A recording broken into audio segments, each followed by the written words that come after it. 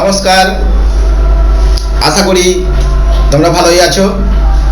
আজকে আমি পঞ্চম শ্রেণীর তোমাদের পেজ নাম্বার 64 কবিতা মায়াতরু।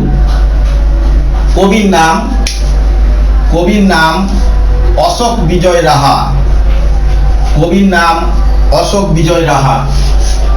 চলো, অশোক বিজয় রাহা কে ছিলেন, তিনি আর কি কি লিখেছেন, আমরা তার সম্পর্কে একটু জেনে নিই। আমরা চলে যাই কবি পরিচিতিতে।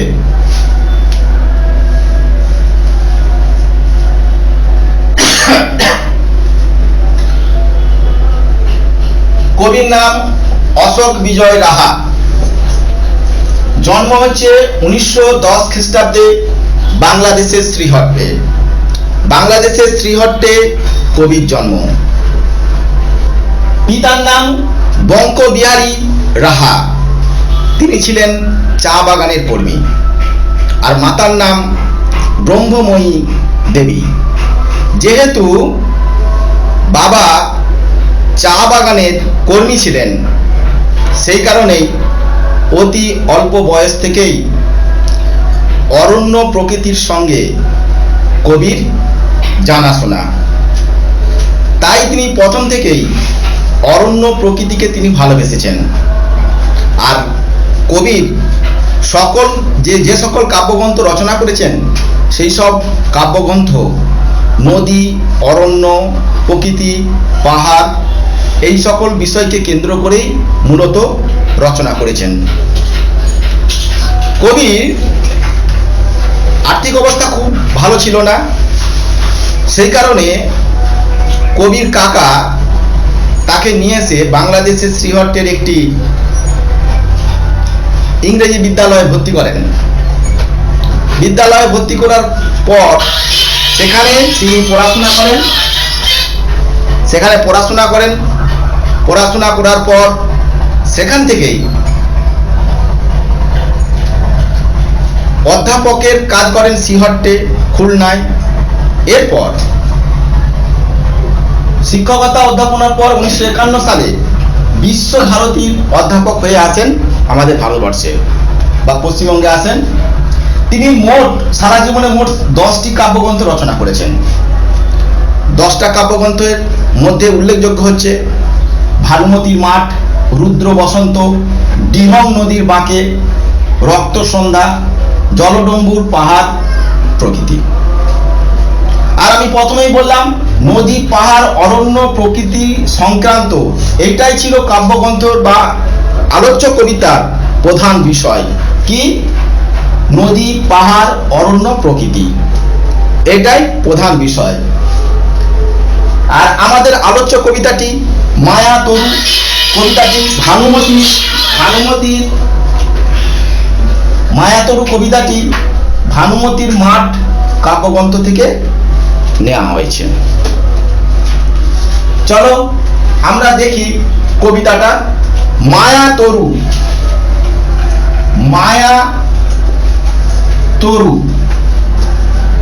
শব্দের অর্থ কি?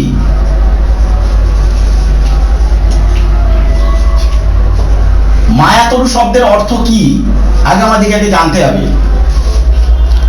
মায়া শব্দের অর্থ কি? মায়া শব্দের অর্থ হচ্ছে জাদু। মায়া শব্দের অর্থ হচ্ছে জাদু। তোমরা জাদু, মায়াজাল দেখেছো। আমরা যে বলি জাদু বিদ্যা হচ্ছে, মায়াজাল বিস্তার করেই হয়। আমাদের চোখে ধোঁয়া দিয়ে হয়, সেটা মানে এমন কিছু করে ফেলে না, বিজ্ঞানের বিভিন্ন জিনিস কাজে লাগিয়েই আমাদের ম্যাজিক শোগুলো হয়, সেই ম্যাজিকগুলো দেখায়। সেটা হচ্ছে মায়া। মায়া মানে হচ্ছে একটা মায়া বিস্তার করে, তার নাম হচ্ছে জাদু, যেটাকে ম্যাজিক বলা হয়। আর তরু শব্দের অর্থ হচ্ছে গাছ। তাহলে মায়া তরু শব্দের অর্থ কি? মায়া তরু শব্দের অর্থ হচ্ছে জাদুকরি গাছ। জাদুকরি বা জাদুকরি গাছ।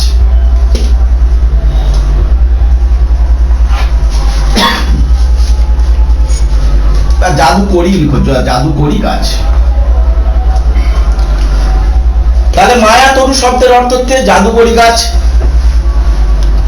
তাহলে আমাদের যে আলোচ্য কবিতাটা, সেই কবিতাটা একটা রহস্যময় জাদুকরি গাছ সংক্রান্ত আমাদের একটা কবিতাটা খুবই ভালো। কবিতাটা কি বলছে? কবিতাটাই বলছে একটা সারাদিনে একটা গাছের মধ্যে কি পরিবর্তন ঘটে,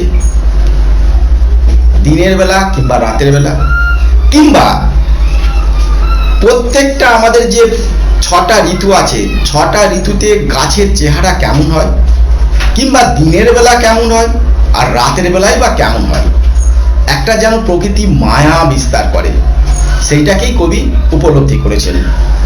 চলো আমরা কবিতাটা পড়ি।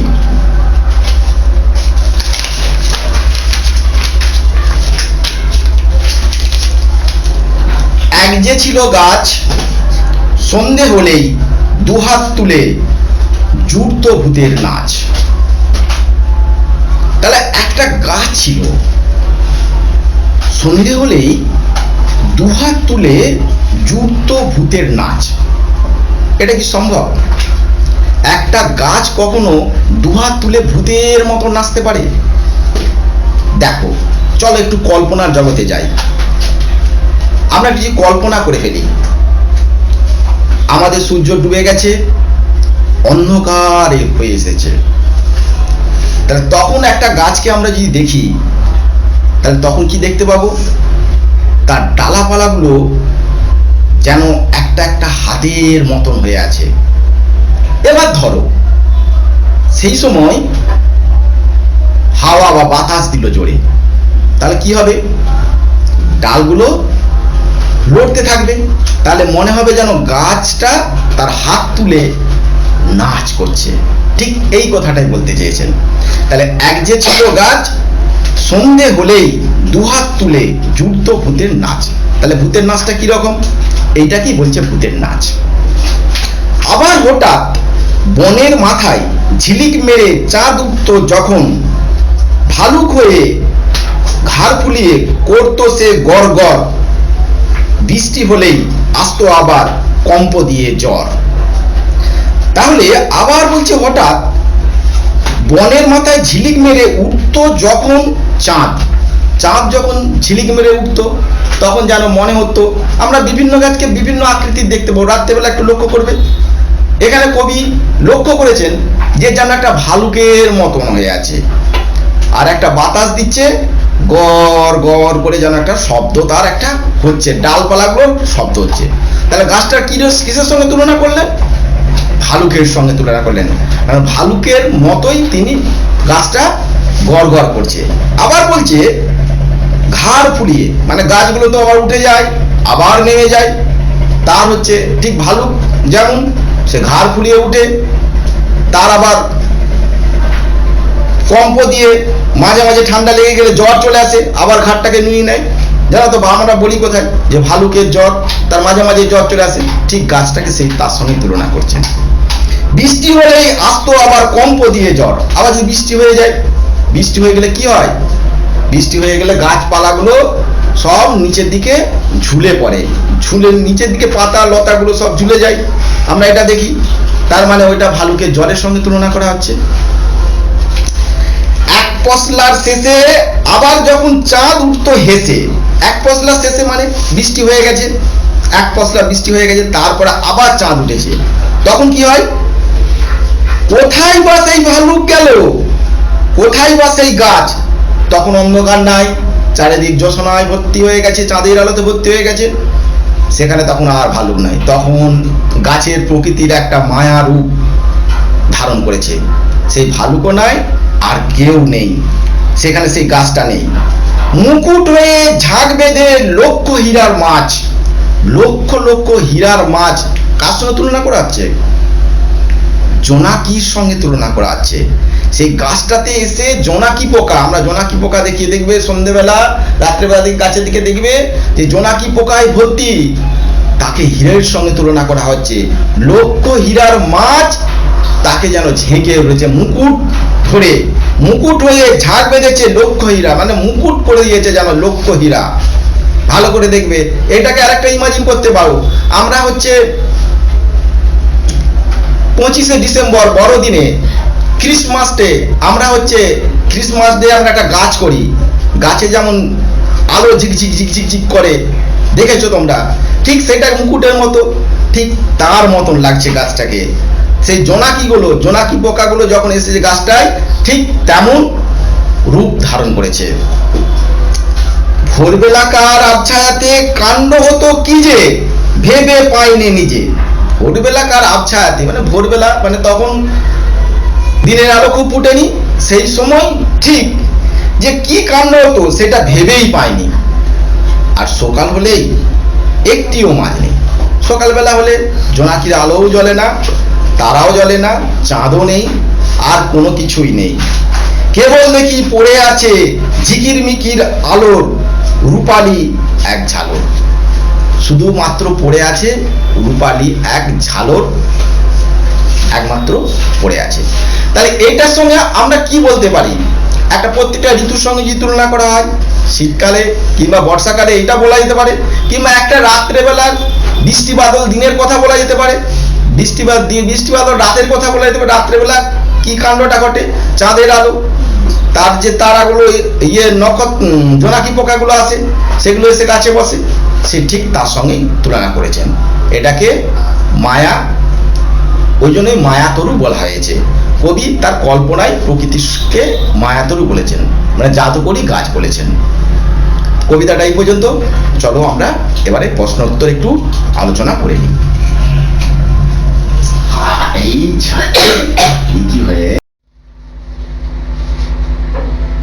চলো এবার আমরা প্রশ্ন উত্তর পর্বে যাই। এখান থেকে বিশেষ প্রশ্ন উত্তর পর্বে বিশেষ প্রশ্ন উত্তর নেই, তবে এখানে যে শূন্যস্থান পূরণগুলো আছে তোমরা নিজেরাই করতে পারবে। সেই কারণে তোমরা কবিতাটাকে ভালো করে মুখস্থ করবে। কবিতাটা পড়তে খুব ভালো, মানেটা শুনে সেই রকম একটা কল্পনা করে তোমরা পড়বে, দেখবে তোমাদের খুব ভালো লাগবে। কবিতাটা অবশ্যই মুখস্থ করবে, তাহলে শূন্যস্থান পূরণগুলো করতে পারবে। চলো এখান থেকে বিশেষ গুরুত্বপূর্ণ যে প্রশ্নগুলো আছে, ইম্পর্টেন্ট কোশ্চেনগুলো আছে, সেগুলো একটু আলোচনা করে নিই। আর লেখক পরিচিতিতে তোমাদের সবকিছু বলে দেওয়া আছে, লেখক সম্পর্কে যে প্রশ্নগুলো আছে। দেখো, মায়াতরু শব্দের অর্থ কি? মায়াতরু শব্দের অর্থ কি? জাদুকরী গাছ। জাদুকরী গাছ হচ্ছে মায়াতরু শব্দের অর্থ। কিংবা কেউ উত্তরটা ভেঙে লিখতে পারো, মায়া শব্দের অর্থ হচ্ছে জাদু, আর তরু শব্দের অর্থ হচ্ছে বৃক্ষ। তাহলে মায়া করি বৃক্ষ বা মায়া করি গাছ। মায়াতরু কবিতাটি কার লেখা?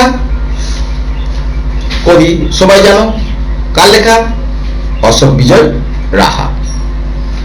মায়াতরু কবিতাটির মূল গ্রন্থের নাম কি? আগে আলোচনা করেছি, ভানুমতির মাঠ থেকে এই কবিতাটা নেওয়া হয়েছে। একটা মূল গ্রন্থের নাম হচ্ছে ভানুমতির মাঠ, সেখান থেকে মায়াতরু কবিতাটা খালি নেওয়া হয়েছে। এলোমেলো বর্ণগুলো সাজিয়ে লিখি। চলো দেখি আমরা সাজিয়ে লিখতে পারি কিনা। এটা র গ র গ, তাহলে কি হবে? গড় গড়। এটা আছে ট কয়স্য ময়স, তাহলে কি করে সাজাবো? ময়স্য কয়স্য ট, মুকুট। এটা কি আছে? ব আচ্ছা, এটা কি হবে? আবছায়া। কি হবে? আবছায়া। এটা কি হবে? র কি মি ঝি র কি, কি হবে? ঝিকির মিকির। কি হবে? ঝিকির মিকির। দেখো শব্দগুলো মিলে যাচ্ছে। তাহলে এখানে র বে ভো লা কি হবে? তাহলে আমরা বুঝতে পারছি ভোর বেলা। তাহলে আমরা এলোমেলো বর্ণগুলো সাজিয়ে নিলাম। মায়াতরু কবিতাটি প্রধান বিষয় কি ছিল? এটা কোন কেন্দ্রিক কবিতা? এটা নদী, পাহাড়, অরণ্য, প্রকৃতি বিষয়কে নিয়েই কবি এই কবিতাটা লিখেছেন। এখান থেকে আরেকটি বড় প্রশ্ন গুরুত্বপূর্ণ আছে, যেটা পরীক্ষায় প্রায়শই আছে, সেটা হচ্ছে মায়াতরু শব্দের অর্থ কি, আর মায়াতরু কবিতায় গাছটিকে মায়াতরু বলা হয়েছে কেন? খুব ইম্পর্টেন্ট কোশ্চেন, খুব গুরুত্বপূর্ণ কোশ্চেন। তবে উত্তরটা দেখি। কি বলছে উত্তরটা? উত্তরটা বলছে কবি অশোক বিজয় রাহার লেখা মায়াতরু কবিতায় গাছটিকে মায়াতরু বলার কারণ, কবি এখানে গাছটিকে দিনের বিভিন্ন সময়ে বিভিন্ন রূপে তুলে ধরেছেন। সন্ধ্যাবেলায় কবিতায় কবি গাছটিকে দুহাত তুলে ভূতের নাচ করতে দেখেছেন। রাত্রিবেলায় আকাশে চাঁদ উঠলে ভালুকের মতো ঘাড় ফুলিয়ে গড় গড় করতে দেখেছেন। বৃষ্টি নামলে ভালুকের মতো কম্প দিয়ে জ্বর আসতে দেখেছেন। বৃষ্টির পর চাঁদ উঠলে কবি দেখেছেন ভালুক বা গাছের চিহ্ন নেই। হীরার মতো জ্বলজ্বল করছে লক্ষ লক্ষ মাছ ঝাঁক বেঁধে সে যেন মুকুট ধারণ করেছে। আবার সকালবেলা দেখেছেন কিছুই নেই, শুধু পড়ে আছে রূপালী আলোর ঝালর। ক্ষণে ক্ষণে চেহারা বদলের জন্য গাছটিকে মায়াতরু বলা হয়েছে। মানে বিভিন্ন সময় বিভিন্ন পরিবর্তন করছে, তাই গাছটিকে মায়াতরু বলা হয়েছে। আজকে এই পর্যন্তই। কবিতাটা ভালো করে মুখস্থ করবে, তোমাদের কেমন লাগছে জানাবে। ভালো থেকো, নমস্কার।